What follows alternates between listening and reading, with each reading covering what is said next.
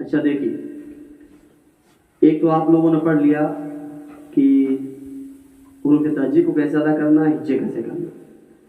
لیکن اب کوئی آپ سے اعتراض کر سکتا ہے. وہ اعتراض کیا ہوگا؟ ہم لوگ ہجے کیسے کرتے ہیں؟ غین زبر یا ساکن، غی را زیر لام ساکن زیر، ٹھیک ہے.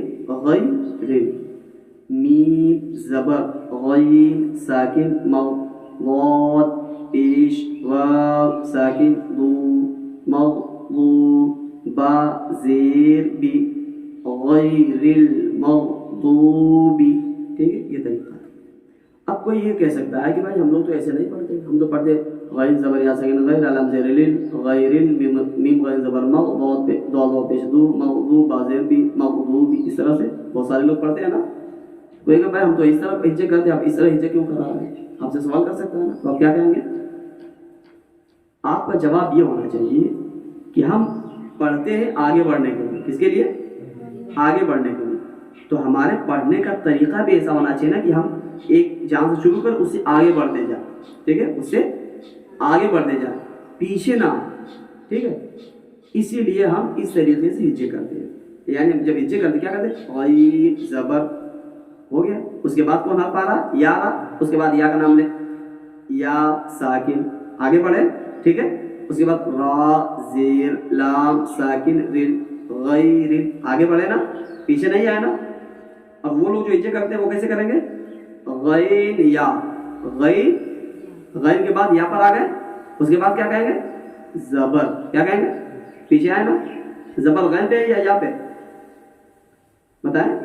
غین پر ہے نا، پہلے غین کا اس کے بعد یا کا، تو غین کے بعد یا کہیں، آگے بڑھ گئے، اس کے بعد پھر پلٹ پیچھے آ رہا ہے. زبر جب جیسی زبر کا پیچھے آ رہا ہے نا، زبر کس پہ ہے؟ غین پہ، تو پلٹ کے پیچھے آ رہا ہے. تو یار ہم ایسے آگے پیچھے کرتے رہیں تو ہم تو وہیں رہ جائیں گے. ہم پڑھائی کس لیے کرتے ہیں؟ آگے بڑھنے کے لیے نا. تو ہمارا طریقہ یہ ہونا چاہیے کہ ہم پڑھتے پڑھیں، ہجے کریں اور آگے بڑھتے جائیں. اور یہ طریقہ جو ہے ایک بار آگے ایک بار پیچھے.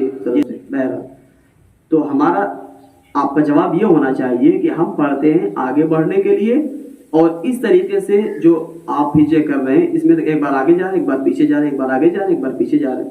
ٹھیک ہے، تو آگے پیچھے کرنے کی ضرورت نہیں ہے. یہ طریقہ جو ہے ہمارا صحیح ہے کہ ہم پڑھتے ہوئے آگے کی طرف بڑھتے جا رہے ہیں. بات سمجھ میں آ گئی؟ اب اگر کوئی دوسرا اعتراض ہوتا ہے تو اسے یہ کہہ دیجیے کہ والضالین، اس کا ہجے کر کے آپ بتا دیجیے کیسے ہجے کریں گے. وہ کیسے ہجے کریں گے؟ واو زبر و لام ضاد زبر لم. کیا کریں گے؟ یہ تو ہم کریں گے نا. واو وہ کریں گے، واو زبر و لام ضاد زبر لم، لام ضاد، لام کے بعد ضاد پہ آ گیا، پھر اس کے بعد پھر پیچھے آ گیا، زبر کا پیچھے آیا نا. واو زبر و لام ضاد زبر لم ولم، اور اس کے بعد کیا کریں گے؟ ضاد لام زبر مدہ. کیسے کریں گے جی؟ ضاد لام نا، آپ لوگ پڑھے نا اس طرح سے. کیسے پڑھے؟ ضاد لام زبر مدہ، ایسے کریں گے نا.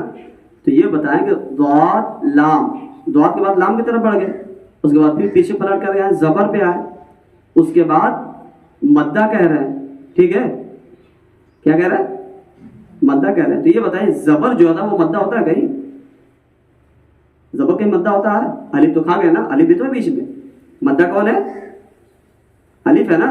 تو اس طرح ہجے کریں تو الف کو کھا گئے. الف تو کوئی کہتا نہیں، کہتا ہے کوئی نہیں کہتا. اب ہمارا طریقہ جو ہے، اب دیکھیے، واو زبر و کیا، لام زبر، ضاد ساکن، لب و لب. اب دیکھیں، ضاد زبر الف مدہ لام ساکن ضاد.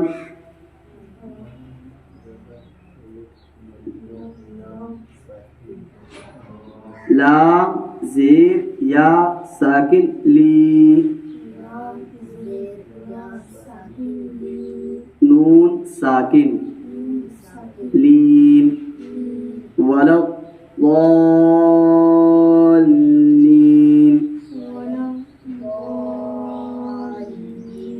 हिज्जे करने में कोई कठिनाई हुई? सब हर्फ का हिज्जे भी हो गया, आसानी के साथ अदा भी हो गया। और अगर उस तरीके से करेंगे तो कभी ये सब अदा भी नहीं हो पाएंगे और इधर उधर आगे पीछे करते रहेंगे, इसमें फंसे रहेंगे। ठीक है, बात समझ में आ गई ना? अगर आपके तरीके पर कोई एतराज़ करता है जो आपको बताया गया है, तो आप उसको यहाँ पर ला करके उसको मिसाल दे करके समझा सकते हैं। साहब इसका हिज्जे करके बताइए। जब वो अलिफ को छोड़े तो उनसे ये पूछे कि भाई अलिफ पर ही मद है और अलिफ को क्यों छोड़ दे रहे? और जब अलिफ को छोड़ दे रहे तो फिर मद क्यों कह रहे? मद अलिफ है ना, और अलिफ को छोड़ दिया फिर मद क्यों कह रहे? और अगर दोनों को छोड़ दिया तो फिर यहाँ पर रवानी में फिर मिलाते समय मद क्यों खींच क्यों रहे हैं साहब? जब दोनों छोड़ ही दिया हिज्जे में, क्यों खींच रहा है? मत खींचिए ना। ठीक, बात समझ में आ गई? तो आपको जिस तरीके से पढ़ाया गया वो तरीका क्या है? बेहतर तरीका है। समझ में आ गई बात? ठीक,